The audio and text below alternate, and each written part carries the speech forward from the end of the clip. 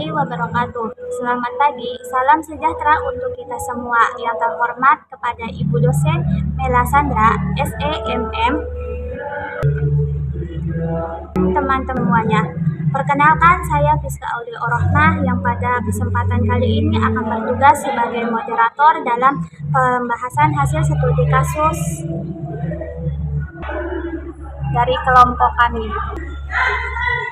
Puji syukur kita panjatkan kehadirat Allah Subhanahu wa Ta'ala, karena atas rahmat dan karunia-Nya kita dapat mengikuti pembahasan hasil studi kasus ini dalam keadaan sehat. Adapun studi kasus yang akan kami bahas berjudul studi kasus pada organisasi Geraha Matala.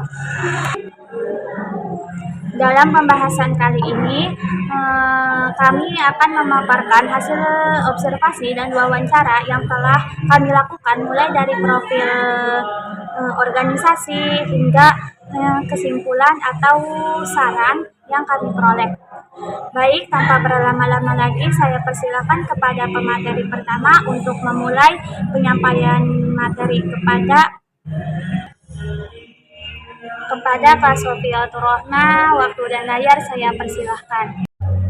Baik, terima kasih moderator. Di sini saya akan menjelaskan tentang latar belakang.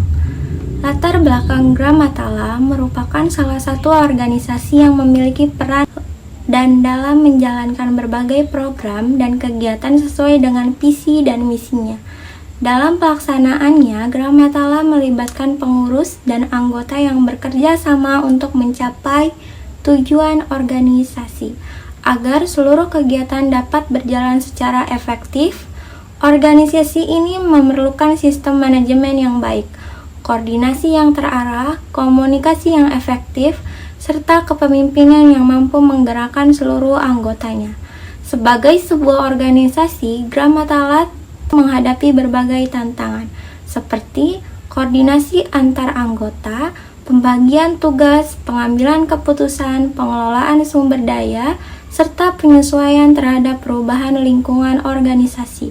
Oleh karena itu, diperlukan strategi manajemen yang tepat agar organisasi tetap mampu berkembang, menjaga kekompakan anggota, serta mencapai tujuan yang telah ditetapkan. Mungkin cukup sekian materi dari saya, kurang lebihnya mohon maaf. Saya kembalikan ke moderator. Materi selanjutnya yang akan disampaikan oleh Kak Miftahudin. Kepada Kak Miftahudin, waktu dan layar saya persilahkan. Warahmatullahi wabarakatuh. Saya akan membacakan rumusan masalah, yaitu yang ke-1 ada masalah apa saja yang dikendalai oleh organisasi Geraha Matala dalam menjalankan program dan kegiatannya. Yang kedua, ada masalah bagaimana upaya atau solusi yang dilakukan oleh organisasi Geraha Matala mengatasi berbagai kendala. Yang ketiga, ada masalah bagaimana proses pengambilan yang diterapkan dalam organisasi Geraha Matala. Yang ketiga, ada tujuan studi kasus. Yang satu, mengidentifikasi kendala yang dihadapi organisasi Geraha Matala dalam menjalankan kegiatannya. Yang kedua, mengetahui upaya atau solusi yang dilakukan organisasi Geraha Matala dalam mengatasi berbagai kendala agar tujuannya organisasi dapat tercapai secara efektif dan efisien. Yang ketiga, ada mengetahui proses pengambilan keputusan yang diterapkan dalam organisasi Geraha Matala. Materi selanjutnya yang akan disampaikan oleh Kak Muhammad Hafid Maulana. Kepada Kak Muhammad Hafid Maulana, waktu dan layar saya persilahkan. Assalamualaikum warahmatullahi wabarakatuh. Saya Muhammad Hafid Maulana dengan NIM 612410215. Nah teman-teman, coba kita bayangkan kalau mendengar kata pencipta alam, mungkin yang langsung terlintas itu di pikiran kita yaitu naik gunung, camping, atau panjat tebing. Nah, padahal sebenarnya organisasi pencinta alam ini punya peran yang jauh lebih besar dari itu. Mereka juga belajar tentang kepemimpinan, kerjasama, dan yang paling penting yaitu bagaimana cara menjaga lingkungan agar tetap lestari. Nah, itu juga menjadi alasan dibentuknya Gramatala, organisasi mahasiswa pencinta alam di Universitas Primagraha. Pada kesempatan kali ini, saya akan menjelaskan bagaimana awal mula Gramatala dibentuk dan apa tujuan organisasi ini didirikan. Kalau kita lihat, sebenarnya hampir semua kampus itu punya organisasi pencinta alam atau yang bisa dikenal dengan Mapala. Nah, bedanya setiap kampus itu punya nama organisasinya sendiri. Nah, di Universitas Primagraha ini, organisasi pencinta alam itu diberi nama Gramatala. Gramatala itu sendiri mulai direncanakan pada tanggal 4 Oktober 2020 setelah melewati beberapa tahap persiapan. Nah, akhirnya organisasi ini resmi berdiri pada tanggal 16 Oktober 2020. Peresmiannya itu dilakukan di Gunung Gede di Jawa Barat karena tempat itu memang cocok untuk menggambarkan semangat organisasi yang dekat dengan alam. Nah, di dalam Gramatala ada 4 divisi yaitu rafting, gunung hutan, lingkungan hidup, dan panjat tebing. Nah, masing-masing divisi ini punya kegiatan yang berbeda-beda. Ada yang berfokus ke olahraga alam, ada yang juga lebih banyak melakukan kegiatan pelestarian lingkungan. Jadi anggotanya itu bisa memilih bidang yang sesuai dengan bakat minat mereka. Tapi tetap punya tujuan yang sama, yaitu mencintai dan menjaga alam. Yang kedua itu tujuan organisasi Gramatala. Nah, Gramatala itu dibentuk bukan sekedar untuk mengajak mahasiswa naik gunung atau kegiatan di alam bebas. Yang paling penting itu justru bagaimana sih organisasi ini bisa membuat mahasiswa itu lebih peduli dengan lingkungan. Lewat kegiatan-kegiatan yang dilakukan, mahasiswa jadi belajar bahwa menjaga alam itu bukan cuma tugas pemerintah atau komunitas tertentu, tapi juga tanggung jawab kita semua. Terus selain belajar tentang alam, nah anggota Gramatala itu juga dilatih untuk menjadi pribadi yang lebih disiplin, bertanggung jawab, dan mampu bekerja sama dengan orang lain. Saat mengikuti kegiatan, mereka juga belajar memimpin, menyelesaikan masalah, dan saling membantu ketika menghadapi tantangan di lapangan. Jadi bisa dibilang Gramatala bukan hanya untuk menyalurkan hobi semata di alam bebas, tapi juga tempat untuk menambah pengalaman, terus membentuk karakter, memperluas pertemanan, dan juga belajar menjadi pribadi yang lebih peduli terhadap lingkungan maupun sesama. Nah, oleh karena itu, yang membuat organisasi ini punya nilai lebih dibandingkan hanya sekedar organisasi pencinta alam biasa. Oke, segitu dari saya. Terima kasih. Materi selanjutnya yang akan disampaikan oleh Kak Sukmaria. Pada Kak Sukmaria, waktu dan layar saya persilahkan. Baik, terima kasih. Selanjutnya nomor 3. Masalah apa yang dihadapi oleh organisasi Gramatala? Anggota memiliki aktivitas masing-masing, kurangnya komunikasi. Yang keempat, bagaimana proses menentukan solusi permasalahan. Jadi berdiskusi ataupun bermusyawarah, mencari tahu nih masalahnya apa sampai ke akar-akarnya. Contohnya ini berdiskusi ke dalam forum. Pastinya kan banyak anggota-anggota yang mengikuti rapat ataupun bermusyawarah. Yang kelima, apakah pernah ada perbedaan pendapat saat rapat? Ya, pastinya ada. Pastinya ada pertimbangan dalam sebuah keputusan dari pendapat seseorang itu. Kalau masih di ranah organisasi Mapala, kita masih ambil. Jadi dengan cara itu memecahkan masalah dengan cara cari titik terang yang dimana pendapat tersebut bisa digabungkan ke satu titik.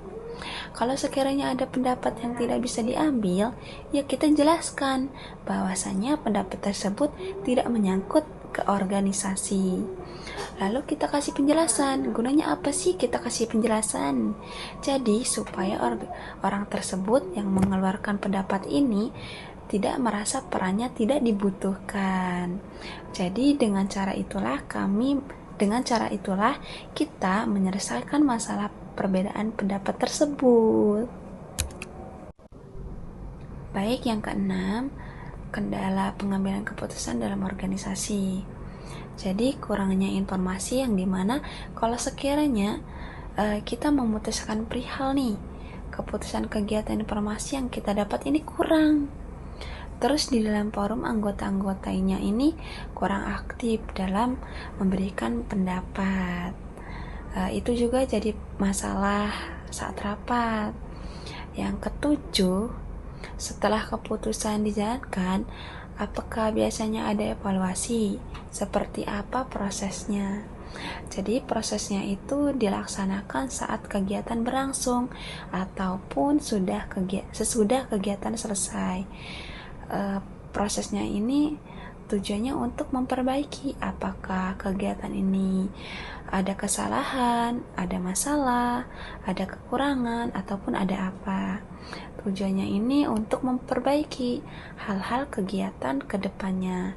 Itulah evaluasi, menilai untuk mengadakan kegiatan selanjutnya agar lebih baik lagi. Yang ke-8, siapa aja yang biasanya ikut terlibat dalam pengambilan keputusan. Jadi seluruh kepengurusan yang dilibatkan. Kalau masalahnya mencakup proker itu kan yang didiskusikan pastinya seluruh kepengurusan yang dilibatkan. Mungkin itu saja yang saya sampaikan, kurang lebihnya mohon maaf, saya kembalikan ke moderator.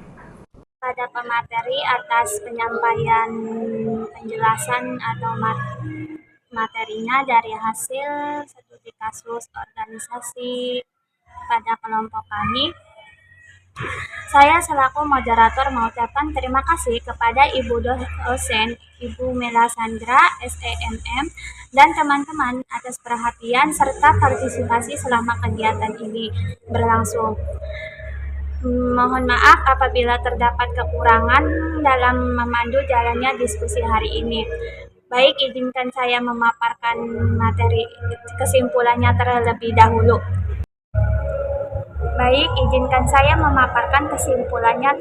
Terlebih dahulu.